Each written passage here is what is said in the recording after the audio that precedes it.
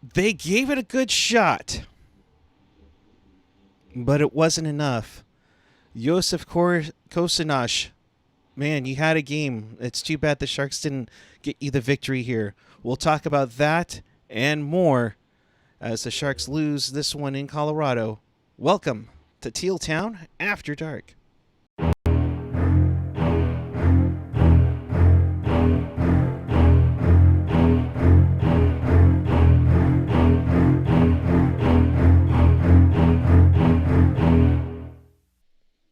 Good evening, everyone. It is Saturday night, May 1st, 2021. For you in Buffalo, that's May Day, May Day, May Day. For the Sharks, it might be May Day, May Day, May Day, as the ship might have sailed almost officially on their postseason run. Sharks lose this one 4-3 to the Colorado Avalanche. Welcome to Teal Town After Dark. This is your live interactive Sharks post-game show. We do this after every game, home and away. So, if you want to be part of the show, here's how you do it. Chat with us and fellow Sharks fans and hockey fans on the page or the app. Follow us on the social, Twitter, Instagram, Facebook. Of course, hit that subscribe button to our YouTube channel. It does go a long way to help us out. SoundCloud, Reddit, and Discord, and find everything at tealtownusa.com. Good evening, everyone. I am Erik Kuhre, and pleased to be joined. It seems like it's like an annual thing. We sneak him on here and there, rare time, but Felix Chow, one of our writers, what's happening, bud? Oh, nothing much except, well, I mean, let's face it. We kind of knew going in what this, how this game was gonna go, but you know what? The Sharks put up I'll give them credit for putting up a fight, but of course we'll break all that down in just a skosh. Ooh, look at you dropping off the skosh. With AJ will be so proud of you.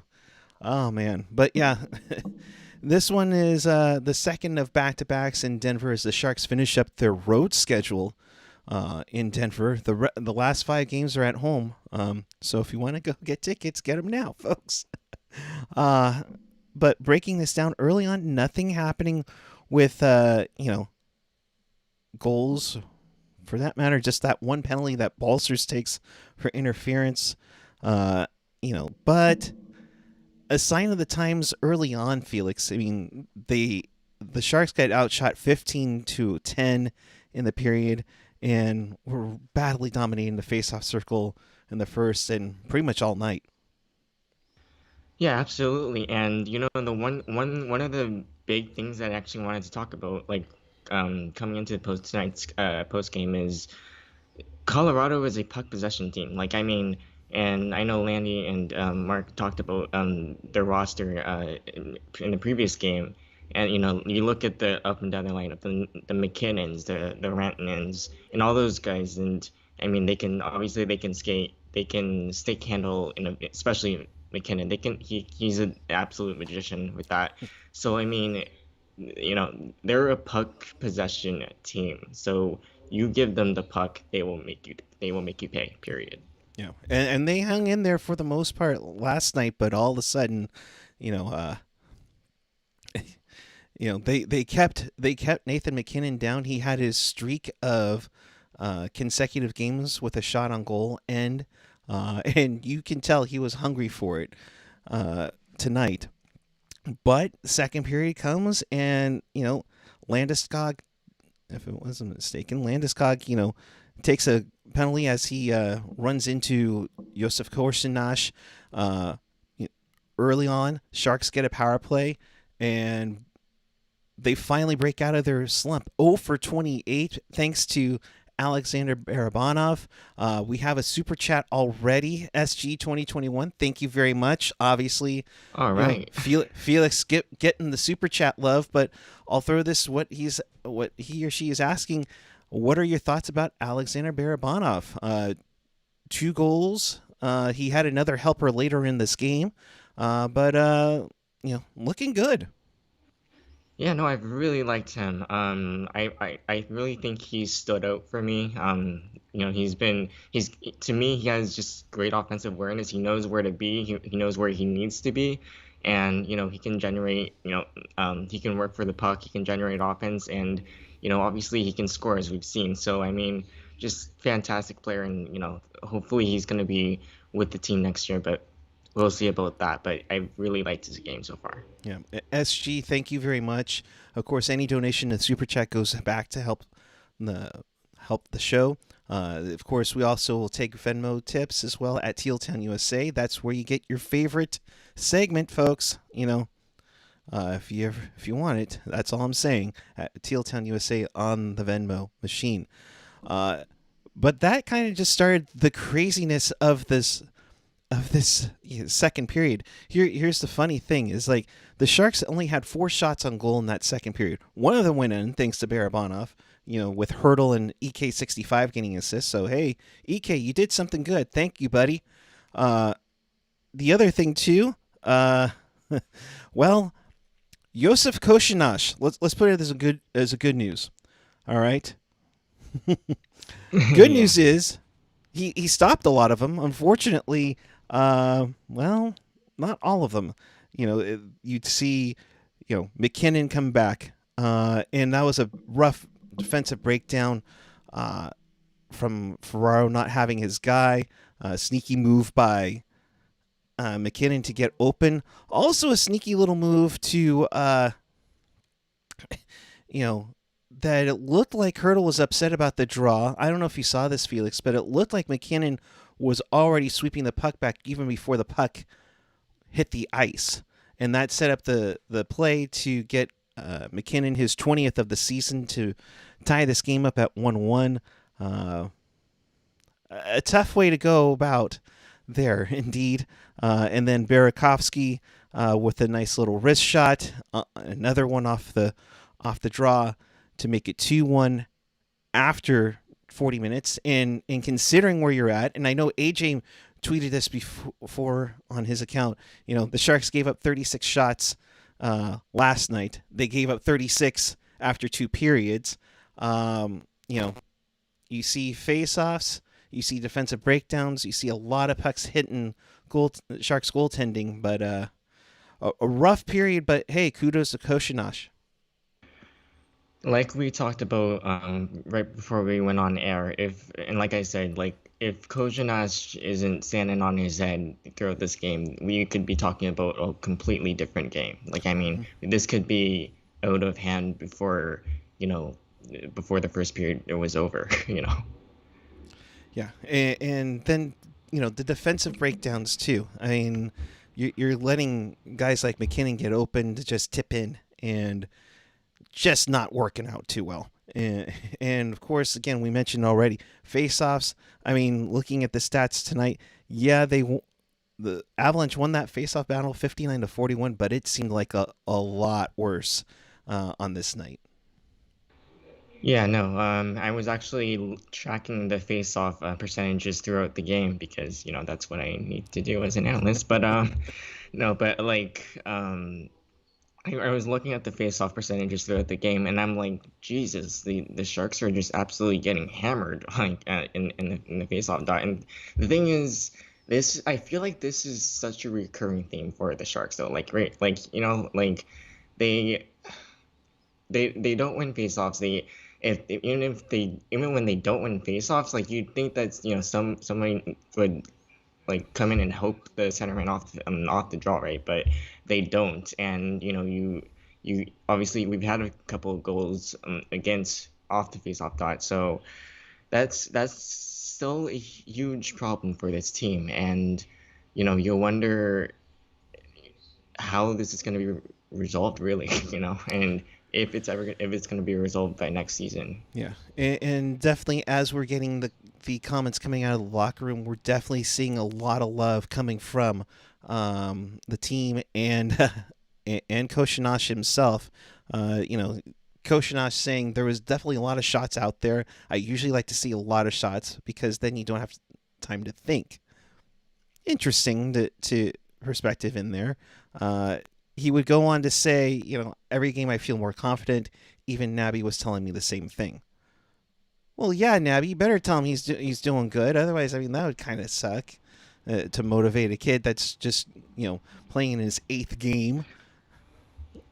Yeah, I do want to say this. I feel like, And I think I tweeted this earlier tonight too. Like, I feel like the more shots like Kojonash has faced, the more comfortable he's gotten. Like, I mean, like the more like obviously defensive breakdowns are never good, and you want to help your goalie out as much as he can. But I feel like he's been more comfortable in net, and like, and we talked about like the battle between Kojonash and Jones in net, and Jones obviously not a very good goaltender, to say the least. And aside from the first 2 years, but Kojonash, again, as we've said, he's held his own, and he just looks more comfortable in it. So And we've always talked about the comparison between AHL, the level between AHL and NHL, and sometimes it can be close, but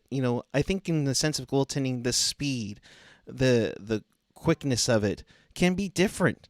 I think it can definitely be something that you need to see in person, or to be a part oh of yeah. in that sense. And I think now that Koshinash is getting more up to NHL speed, you can see it a little bit more. And considering the amount of pucks he took, I mean, 44 shots on the night for Koshinash.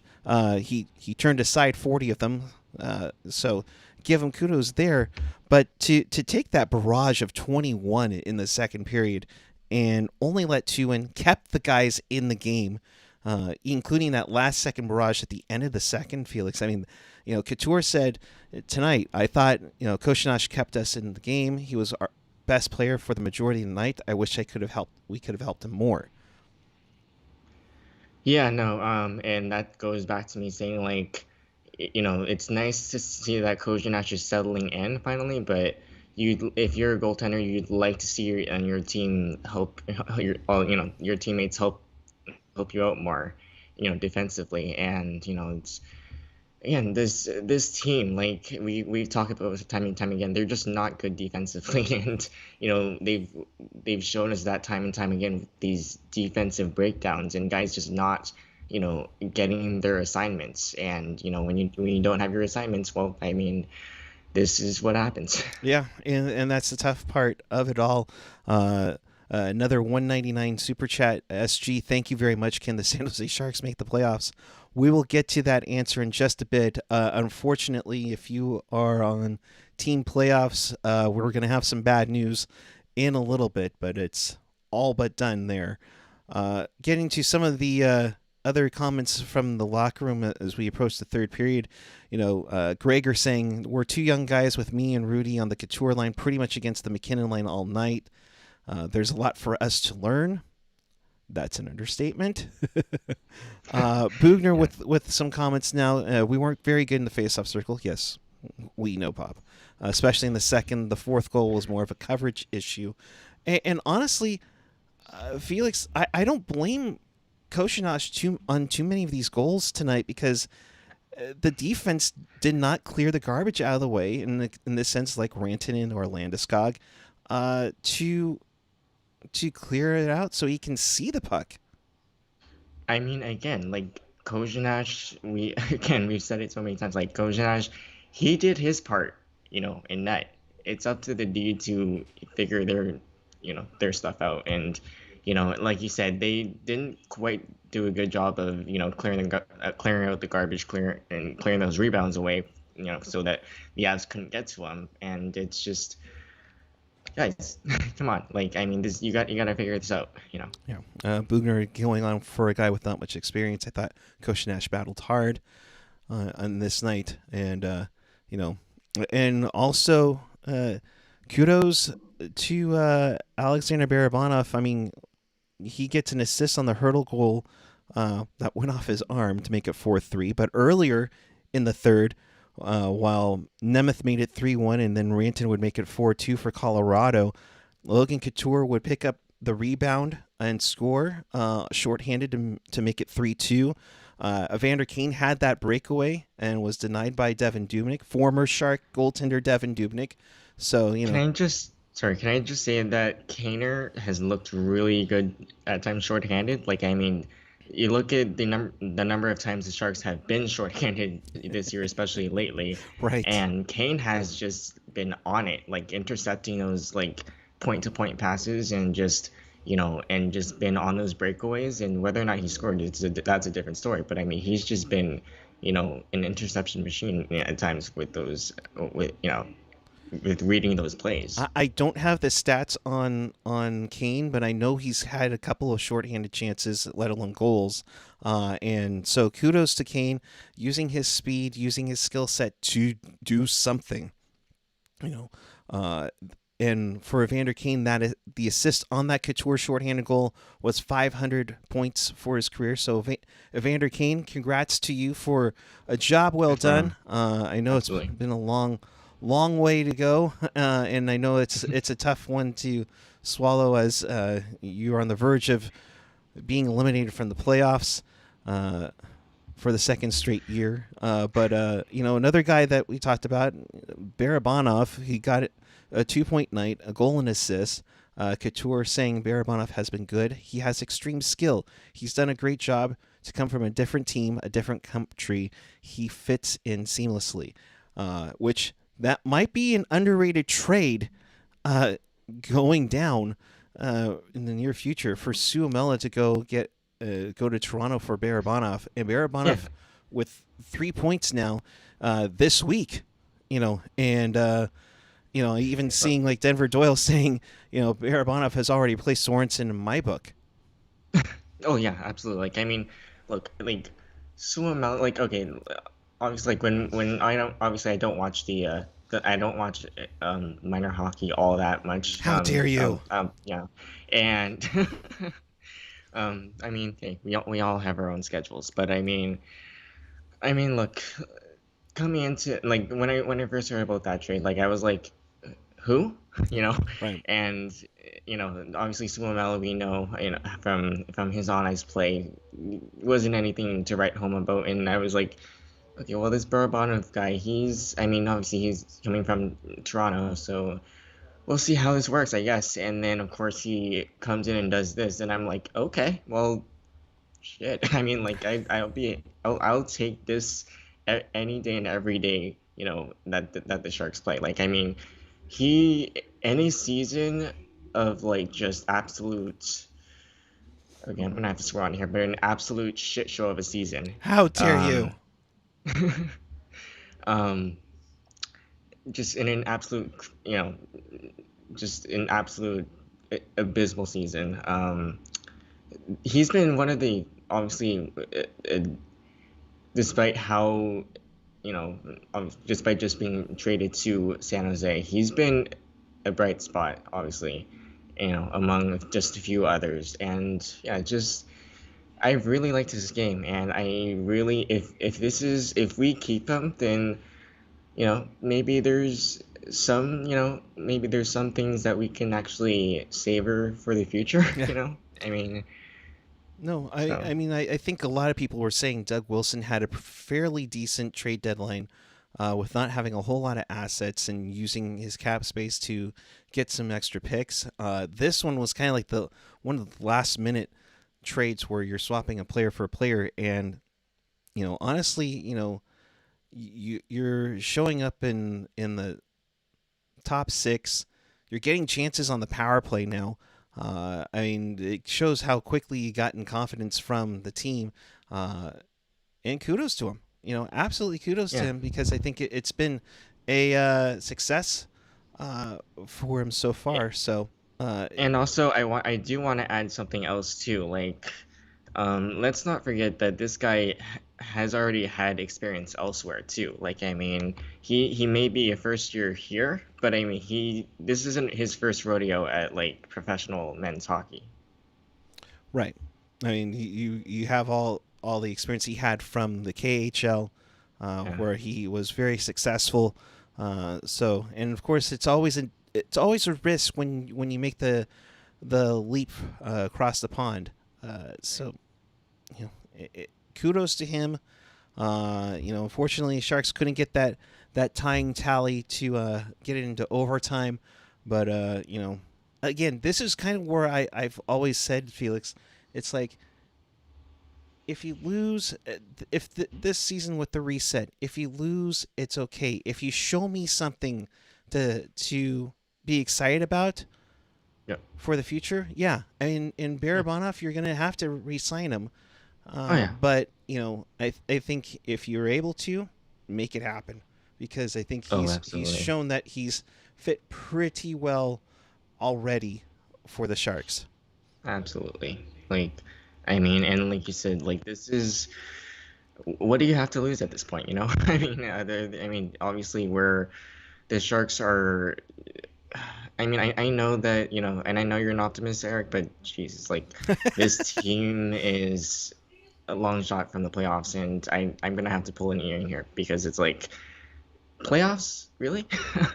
But no, I mean, if you're gonna, like you said, if you're gonna do their whole reset, rebuild, whatever term you want to use, you know, you show me something. Like show me that there is something that we can salvage from this season. Right. Anything to come of it, because you're going to have, more than anything, you're going to have a long look at the prospects you have, whether it's in the Barracuda, where they've been in college, where they're in junior, if they were able to play in Absolutely. junior because the OHL never got underway this Right. season. Right. Um, you have to wonder where you're going to be at, because there's open roster spots, Right. and the guys that are not in the lineup, like John Leonard came back in the lineup tonight. Hmm. He's had a rough go. Alex Yeah. True coming up. You know, And hold on, and I do want to actually, on that note, I do want to touch on a tweet that Curtis Pashelka actually tweeted earlier tonight. Something, and I try to see if I can find the tweet, but basically he said, like the young players that are currently in the lineup, some of the young players look like they're far away from being NHL caliber. So I mean that's an indictment on where the Sharks are at with their youth, if anything. well, and it goes to show you how the organization values their players or Hmm. overvalues their players, and whether Hmm. or not they're ready to go. I mean, Absolutely. Felix, we heard last off season before was like, oh, Shimilevsky, Chekhovich, where are they, Right. with it, and they weren't ready. They were Right. expecting the youngsters to make things happen. They didn't show up, and well, we Right. all know how last season went down. Absolutely, yeah. Eh, And the thing is, like, I mean, to promise, like, obviously you have to promise, like, you have to make sure that your prospects are good enough if you're gonna be in this situation. But to promise that and then not follow through on it, that's a big yikes. yeah, And that just, and especially with these contracts that the Sharks have on the books, and we've talked about it as in ad nauseum. The Vlasics, the Burns, the Eric Carlson. I mean, AJ can talk all day about EK65, but all these contracts, you're gonna, these are gonna be tough to move, and like these are it's going to be tough to just get out of this. And as we've said that like let's say DW does like get promoted up, or just hypothetically even leave the franchise, which I doubt will happen, but let's just say that does happen. Like the next GM's not going to, I mean, be able to fix this mess in like snap of a finger. Like, I mean, it's going to be years for this franchise to recover from this. So to not have guys readily available, for your future, that's not good. yeah, no. And the thing is that you know you need to know. That's the most important thing. You need to know where you're at, and here you are. Now you've known. You've called up all your players. I mean, they've had like 7 or 8 players, 23 or younger, come up here, and some of the best ones aren't even with the team yet. Oh We yeah. talk about Ozzy Weisblatt being in Prince Albert in the WHL. Yep. Thomas Bordelot. I know our Discord loves Bordelot Yeah. playing in Michigan. I mean, and there's countless others. Marty T. If you're in here, you remind me who advanced to the Clark Cup finals tonight with the Muskegon Lumberjacks. I can't think of the name offhand. But you know, now you know. Now you need to go after what you can do, and you're going to have limited space. But Hmm. losing, and I hate to say it again, but you losing, your secondary scoring along with some guy named Pavelski, you haven't found the replacements for it. Yeah. And while Hurdle, Kane, Couture have had all decent seasons, you need the depth scoring, and that's what you're seeing in teams like Colorado tonight, um, Vegas, Washington, Tampa. Even though Tampa lost in a shootout to Detroit of all people today, thank you, Marty Teal. I'm gonna get this wrong. Daniil Gushkin. Hopefully, I got that right. I don't know, but now you know, and now you need to take the steps to get to where you need to go.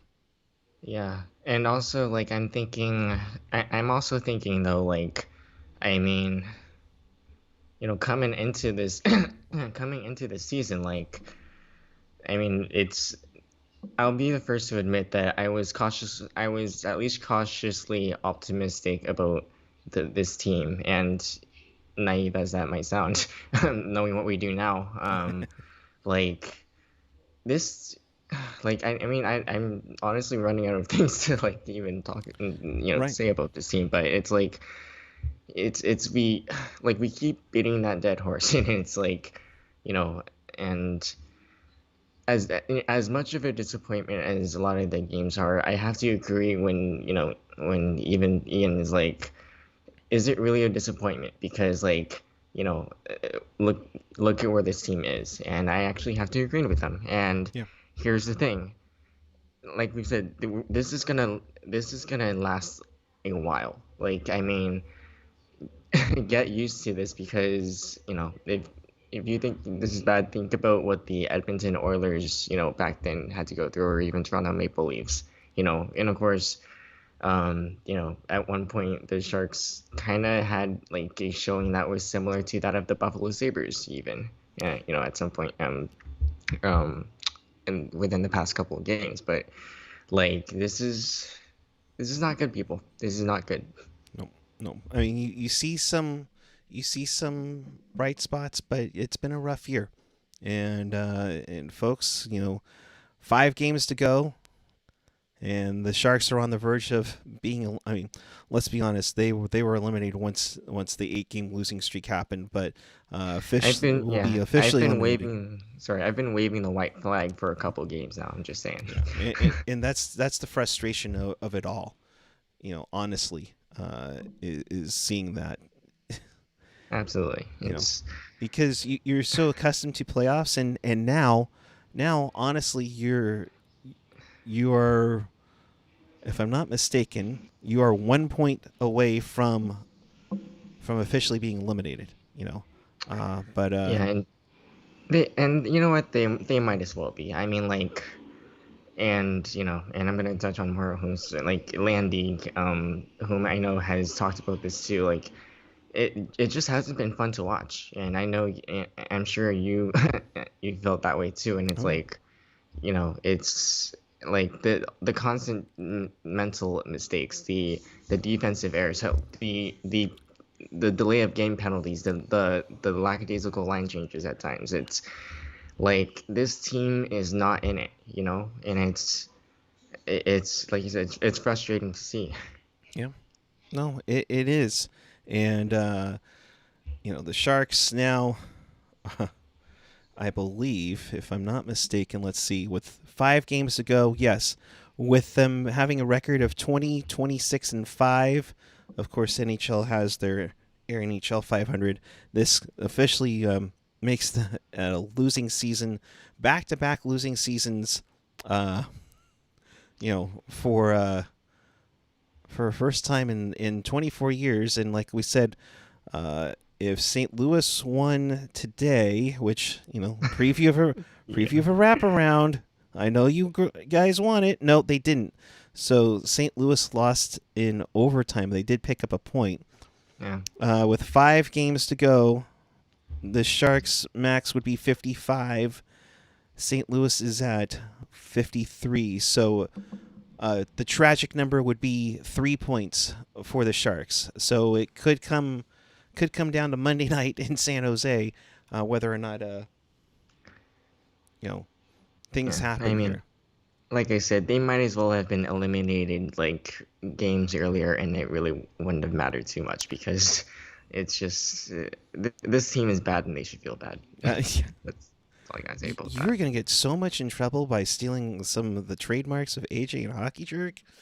I mean, I'm glad wink wink, you got away with one from Shalana. She charges us so many times when we say her favorite thing, too many men on the ice. So I'm just Oh, you mean saying. Hello Dudes on the Frozen Oh my Prom? God, what are you doing? Oh boy.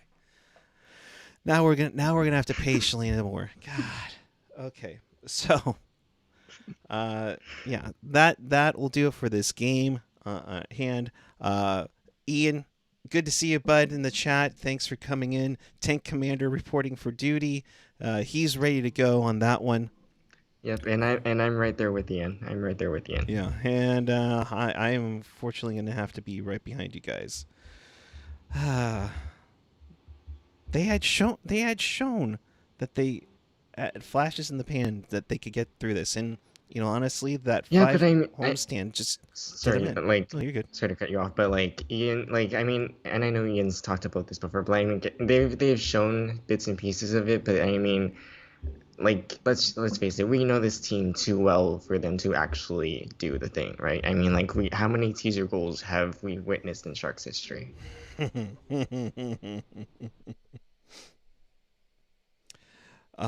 Too many. It's on par probably with how many players have scored their first NHL goal against the Sharks. I mean, let's be Oof, honest hey here. now. So, Sharks lose this one 4-3. They are at 45 points. They're clinging on to number 6 in the West Division. LA is right behind them at 44.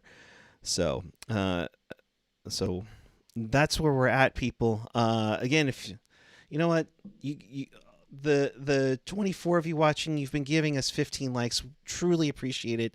If anybody, SG did give us a donation. Let's give you the love of a wraparound. Yeah, let's get that. Let's get her done. Yeah, and so let's get into all the scores that happened on this night. Golden Knights are up right now 2-0 on the Desert Dogs. Mark Stone with his 20th goal in that one. Early or midway through the second period in Anaheim, the Ducks lead the Kings 1-0. Zegras, one of the guys for the World Juniors, gets his second of the season for Anaheim there. I hear he's not too shabby. Yeah, I think he might be good, which is not good for the Sharks. Calgary down 2-0 to the Edmonton Oilers. Take a wild guess who scored the first goal for Edmonton. Yeah, I hear that. I hear that McDavid person is also pretty good for Edmonton. Yeah, he might be pretty good himself. I believe. Yeah, and also, by the way, I may be getting more into this later on, but that McDavid person, that's the person you want on your graphic. You guys Yes, indeed. He has 2 points on the night, so McDavid's at 86 right now. My goodness, can he hit 100? I would love it. I would absolutely love it. Bruins triple up on the Sabres 6-2 in that one. Former Sharks prospect Sean Corrali with his third. So you love to see it. A great goaltending battle in Detroit. Red Wings win in a shootout 1-0. Thomas Greiss, speaking of former Sharks goaltenders, on an over 130-minute shutout streak, got the victory in this one. Can we also talk about how sick that Forsberg move was in the shootout? Yeah. Who was that again? I don't know, some guy named Vrana or something. Jacob Vrana, the one yeah. that just recently got moved over there from Washington. Yeah, that was that was Chef's something. Kiss. Yeah. Indeed. Islanders punched their ticket into the playoffs, winning 3-0. Semyon Varlamov with the shutout for my fantasy team. Yes. Devils beat the Flyers 4-1. I don't know what happened to the Flyers. They seem to have fallen apart, especially after those 2 games in Buffalo where they almost lost the lead and came back, and then they lost the lead again for that one. Yeah, the Flyers are like the Sharks. They're bad and they should feel bad. Jari with the shutout for the Pittsburgh Penguins as they beat the Capitals 3-0. Penguins are now in the playoffs as well. The Blue Jackets lose to the Carolina Hurricanes 2-1 in this one in overtime. Who got that game-winning goal? Dougie Hamilton. I won't ask you to do the Dougie, Felix. In Good, because I have no idea how to even do it. neither do I. In Montreal, AJ's favorite Ottawa center, Tim Stützle, with the ninth goal to get things going. But another rookie, Cole Caulfield, scores his first NHL goal, and it's an overtime winner as the Canadians win 3-2. That's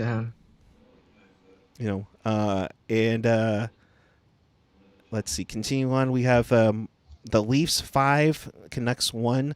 San Ramon native Austin Matthews with 2 goals in that one. Blues lose in overtime 4-3, despite coming back late, or despite Minnesota coming back late, they win in overtime. Panthers win 5-4. And in overtime, the Dallas Stars lose to the Nashville Predators 1-0. Another one of AJ's favorites, Erik Kuhre, with the overtime winner, as that's a big victory for Nashville. That gets them to 58, keeping Dallas 3 points out of the fourth spot in the Central. Indeed, in that one. And that's everything caught up as of this moment on a very busy night in the NHL. 30 of the 31 teams. 30 of the 32 teams. Hello, Seattle. Hello, Seattle. You made your final payment. You are now in. Start negotiating to get Martin Jones or Brent Burns off of our. Please don't be like the Vegas Golden Knights, please. I'm not going to quote that because we've all dealt with the Seahawks fans up there, so we'll see.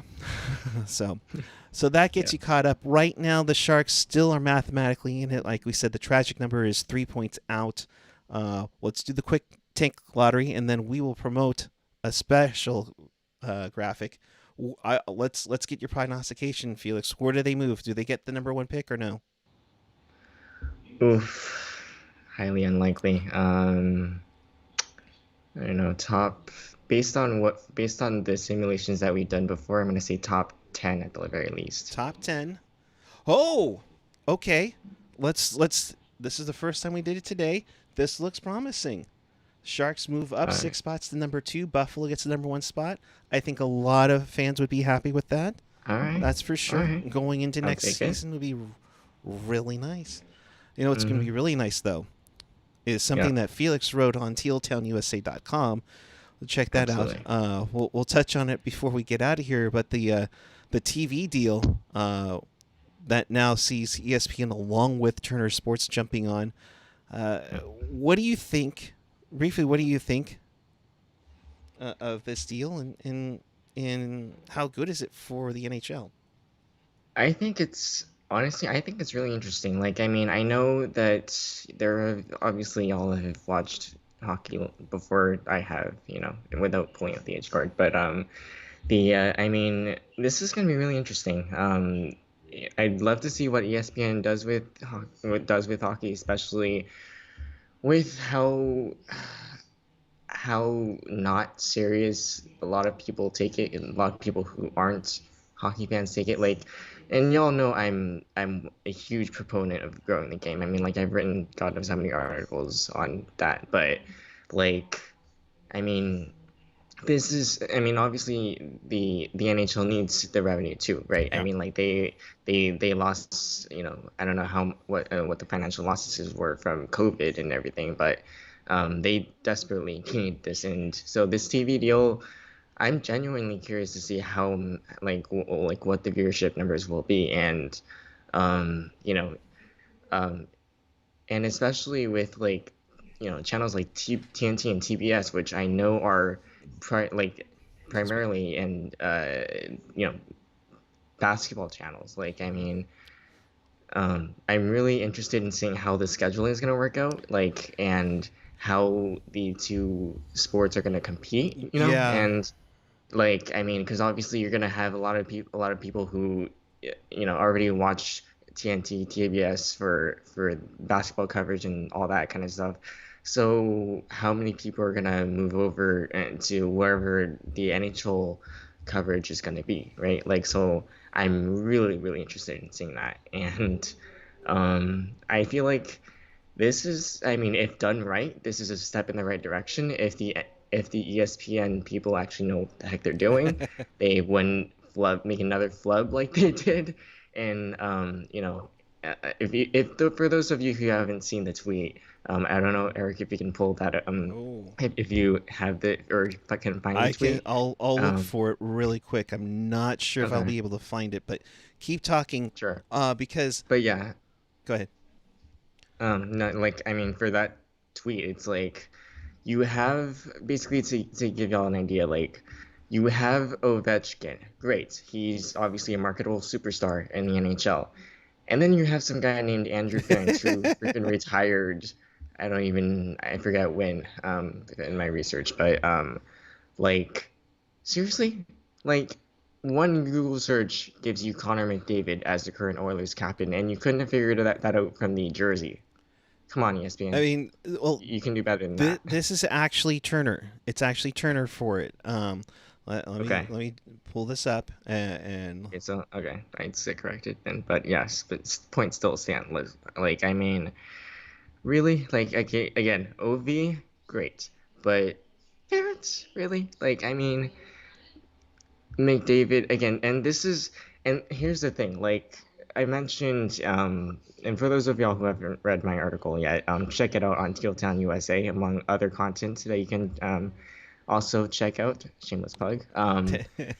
But I mean, I ranted a bit about like how you have, obviously if you're into basketball, or even if you're not into basketball, I'm sure you've heard the names LeBron James, Steph Mhm. Curry, Tom Brady for football, and others. But I mean, like, and I get that and Connor McDavid's from a Canadian market, but I mean, still, like, I mean, at least if you do your research, you would know that the Canadian market does have some superstars that you can actually still market. Like, I mean, and that's the thing. Like, and as I was writing Okay. that paragraph, I was just thinking about how much of a niche sport hockey still is. Right. Like, I mean, and we've talked about it so many times. Like, I mean, it's more expensive than Mhm. than the other sports that we've mentioned.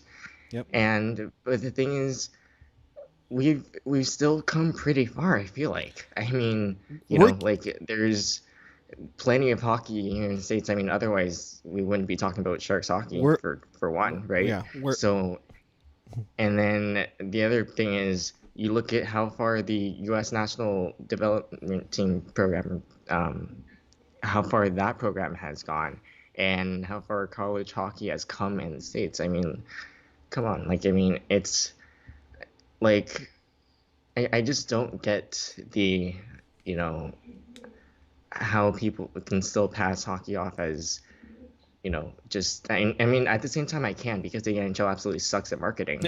But I mean, when you look at it beside the NHL, it's actually like not that hard to get into. Like, I mean, it's really not. yeah, But that's just yeah. me. No, here's the picture.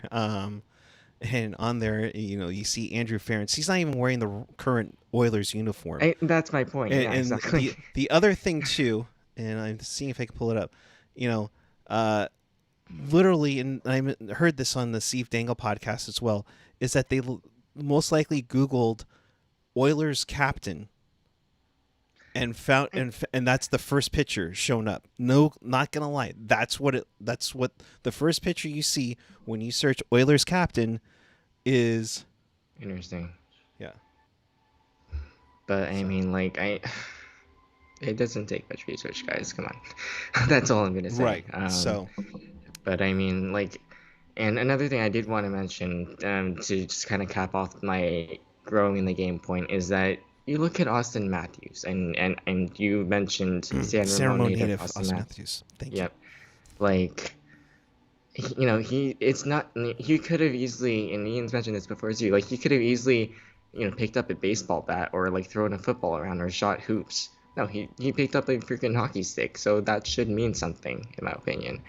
But but anyway, like I'm really intrigued to see how ESPN, deals with the hockey coverage and like, And a lot of works it's with it. going to be streaming with Hulu. You Yeah, saw that graphic. There's going to be live yeah, streaming on yeah, HBO Max. That's a huge part of yeah, where broadcasts are yeah, going.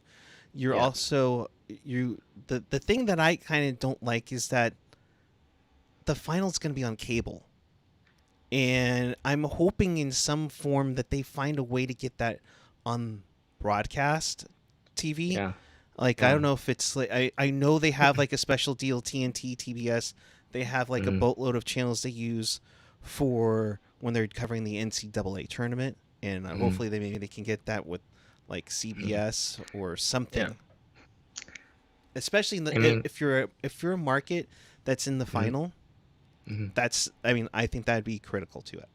yeah. And I think again, like uh, for your point, like I really think it all comes down to scheduling. Like, I mean, because again, you're essentially fighting against the NBA for those spots and for viewership essentially. And I mean that hasn't really changed. It's just that you're now actually diving into that market. So like, you gotta figure out how you're gonna manage that. Big time, because if you have NBA playoffs and NHL playoffs, Absolutely. where are you putting the NHL? Are you putting them on Yeah. TNT, TBS, or are you going to Right. put them on True TV or some sort of equivalent to the Golf Channel? I was gonna That's say, yeah. I mean, that's the concern I have Yeah. with this, along with the ESPN. Are you going to be just on ESPN Plus, or are you going to just be on ESPN 2 while you have LeBron, you know, on ESPN, and that's all you're going to talk about? I Right. hope there's some form that they can grow this game. I think it's nice that they have a new partner as opposed to Yeah. going to an old one, and it'll be Hmm. interesting to see Yeah. who the fallout all of that, because personalities are going to move and new Yeah. personalities are going to come in. So Yeah. Yeah. something to see down the road. And to be fair, ESPN actually like, and obviously they're known for like their, you know, for the most part for their ignorance and lack of hockey acknowledgement, but they actually do have a decent hockey, on-air talent plus a Yep. pretty decent writing staff. So I mean, I can see that going places, but Hmm. again, they have to manage it well, or else boy, I don't know how they're gonna deal with that otherwise. Well, I wouldn't be surprised if Wyshynski gets a huge bump to cover it. I think that's No, probably yeah. coming too. I wouldn't be Hmm. surprised though. Steve Levy, Barry Melrose, Linda Yeah. Cohn, John Yeah. Butchergross, all those guys and gals, along with Emily Kaplan, will be a part of the coverage too. But Oh yeah, for so sure. And another thing, just to sort of cap this off, I'm sorry, but like, I'm kind of wondering, like, I mean, are we gonna see Bob McKenzie like sort of make any brief appearances on the U.S. side too? Because I know he had some brief appearances for or some select appearances for NBCSN, right. and especially for the draft day coverage. Like, I mean, you gotta have someone knowledgeable about that, right? So I mean, that's gonna be something that I want to watch for too. I wouldn't be surprised if that's the case, Felix, mainly Yeah. because ESPN does have a little bit of a share in TSN up in Canada. Hmm. So maybe over there, I wouldn't be surprised if they share Elliot Friedman on maybe on the TNT Oh side. yeah. Will be, I Yeah, mean, they'll remain to be seen, and that's the for curious sure. thing about it. So Right. with that, in case you missed anything or you want to watch this again, check us out on tealtownusa.com or your favorite podcatcher, whether it's Apple Podcasts, Google Podcasts, YouTube's. Hit that subscribe button. We're so close to 2,300 subscribers, it's not even funny. So tell your friends. If you want the audio editions, of course, hit us up on the SoundCloud, Spotify, TuneIn, iHeartRadio, and of course, like Felix's piece on the TV deal, it's always available at tealtownusa.com. Tell a friend, everyone. Tell a friend. Tell whoever you know who loves hockey and loves suffering with us with the Shark season. Even though we, as much as we suffer through them, we do still love them. But no, like I mean, we could use all the all the viewers we can get. We can use all the fans we can get. And again, I know we've talked about this before too, but you know, thanks for just listening to all of us just ramble about you know uh, the Sharks and just going through this with us. And it just everything it all means a lot. And it all adds up. So Yep. this is why we do this. Yeah, we love it. It's a passion. I mean, we love it so much that we want to share the coverage with each and every one of you. So, Absolutely. Felix, I know you've gotten a lot in, but any final thoughts and where the people can find you on the Twitter machine? Oh gosh, final thoughts. Sharks. Oh boy. Fans, it's gonna be a rough ride, y'all. Like I mean, like I've tweeted this before, but strap in. Like the pain's not gonna stop, unfortunately. We're just gonna have to be in for the ride and hope that things get better. Unfortunately, they're gonna get worse before they get better. But oh boy, it's been tough sledding. Yeah. But no, but y'all can find me. I've actually split my content between two Twitters now.